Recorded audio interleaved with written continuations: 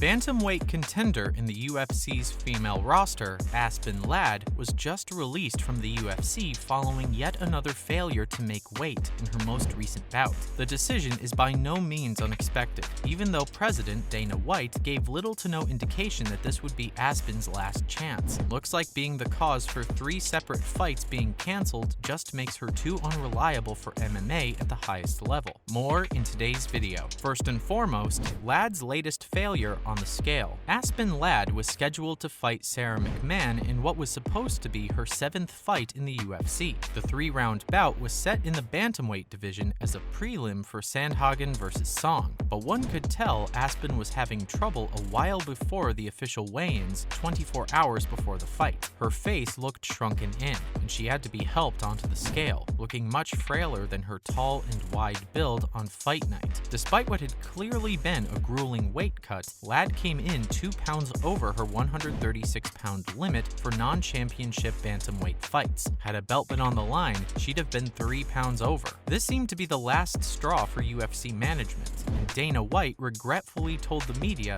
that it's not something you want to do, but something that has to be done. The president had been a fan of Ladd, like many, when she made her debut and dominated her first couple of fights. Dana regretted letting go of such a talented fighter, but one must consider the consequences to other fighters on the roster. Whenever Ladd misses weight and causes a fight to be cancelled, her opponent loses an opportunity to perform, wasting months of training camp and gym fees, as well as travel, hotel, and weight-cutting costs. Additionally, how often has this happened to Ladd? This isn't the first time we've seen a fighter miss weight, or was told by doctors that they could not continue with their weight cut. In fact, we've seen it at the championship level with Oliveira, Habib, Hamzat, and Yoel Romero over the years. Had this been an isolated incident for Aspen, or had she proven to be more than just talented, she might have been spared. As it stands though, this was her 4th cancelled fight within a week of fight night, 3 of which were as a result of her coming in over the limit. Her debut in 2017 was cancelled due to weight cut related illnesses, and she missed weight in her fight against Jessica Hoy in Invicta FC 15 months before her UFC debut too. The problem got so bad that in 2019, after an extremely troublesome weight cut against Jermaine Durandamy, her fight license was suspended by the California State Athletic Commission for exceeding the 18% difference in body weight between official weigh-ins and fight night. That means Ladd was near 160 pounds when she entered the octagon for a 135-pound fight. Moving on, were weight issues the only reason Ladd was cut? Missing weight consistently is a problem, but the mindset behind it is perhaps more troublesome for the UFC.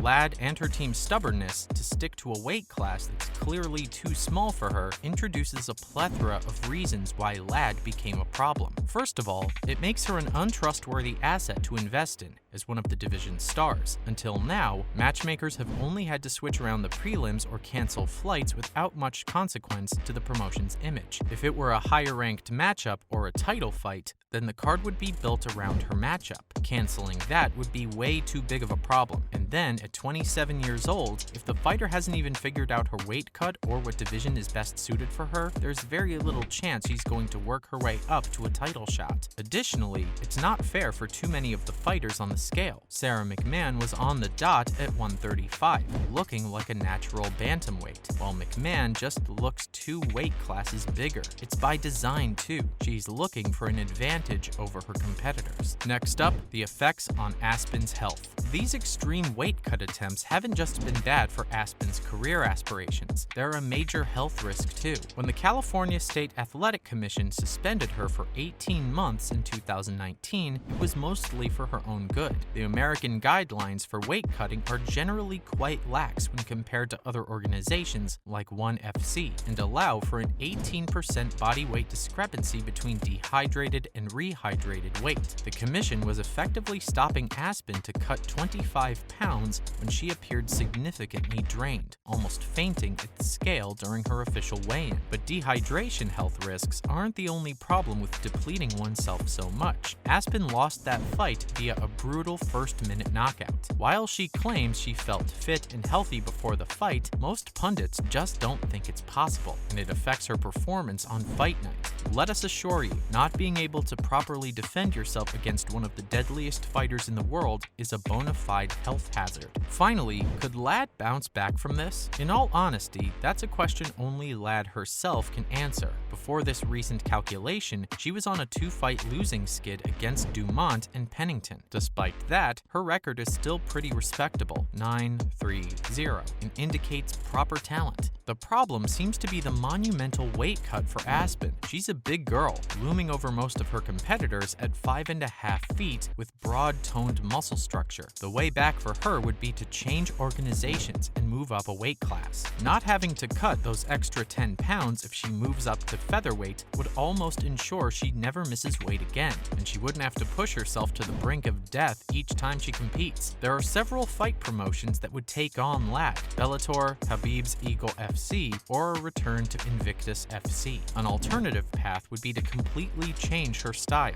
and move to ONE FC in Asia, where she'll never have to cut weight again. The promotion is the premier fight organization in Asia, quickly catching up to the UFC on the global stage. The hydration testing system is unique and effective. Sounds like a good place for Aspen to get her bearings, and then, if situations allow, move back to the UFC. In other news, starting with Money Mayweather looking for MMA fighters. In his own words of admission, the best defensive boxer in the history of the world only wants to fight retired MMA fighters or YouTube stars. While this may seem like the coward's way out, it's a pretty generous involvement with the sport on Floyd's part. The 45-year-old recently knocked out Mikuru Asakura, an MMA fighter out of Japan, for an exhibition bout in Saitama. The fight was just for entertainment, and that's what Floyd wants to do. He's done damaging his body against former champs, or the best in the world, mostly because he spent his entire adult life doing just that. 50 victories should be enough to prove one's mettle in the ring,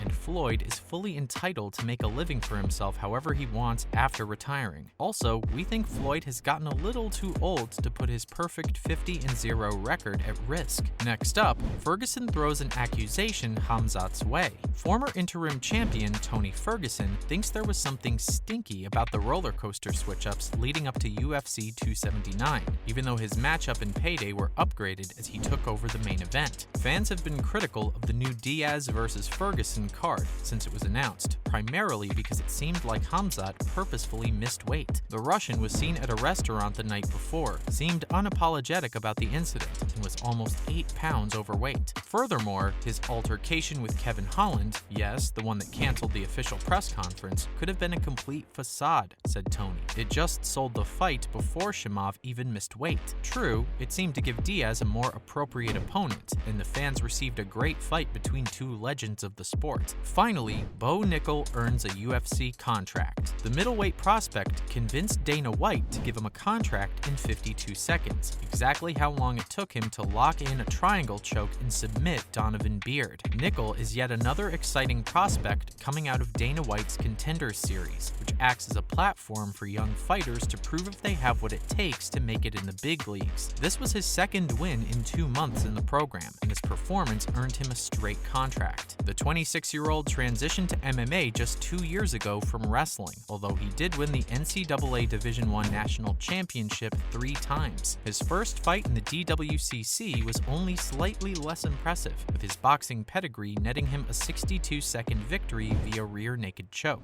Fighters are cut from the promotion at the same time as other stars begin to shine. It's a story as old as the sport itself. Let us know in the comments who you think is the next star and who may be next on the chopping block. And don't forget, if you liked the video, please like and subscribe.